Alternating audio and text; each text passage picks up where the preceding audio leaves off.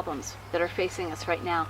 It's actually so simple, but it's not easy, because so much of our institutional care of mothers and babies is based on separating them, and not understanding that nature has imbued us with an elegant system for bringing our children up in a flourishing way rather than a defended way, in a way in which they can be peacemakers, can bring our world into the next place we need it to be if we are all going to survive.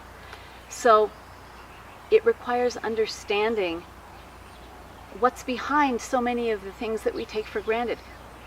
Separating mothers and babies right after birth, cutting the cord too early, circumcision, which has become routine, people don't even question it. That is a huge trauma. Putting the baby in its own room down the hall rather than sleeping within that very small radius that constitutes the energetic and physiologic neurologic connection between baby and mother. Plastic carriers, swings, all of these accoutrements that we think are so important, that are an unquestioned part of our culture. These are all eroding this primary bond between mother and child that then expands into family and child, and then that expands to society. If we look around and we see people that we feel don't have a connection to society, they don't have a conscience, we have to trace that back to when that bond was first broken, when that connection was first severed, without understanding what we were doing. It's sometimes strange for people to understand the idea that the mother and the baby are a single biological unit.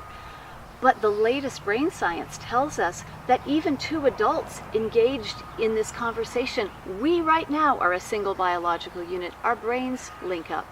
But it's even more concrete, and it's biological, and it's very direct between a mother and a baby. For example, many people don't know that the components and the makeup of a mother's breast milk changes hour to hour, morning to evening, day to day, based on her baby's needs. If that baby is sick, if that baby is needing extra fat, extra protein, that breast milk changes. How else could that happen?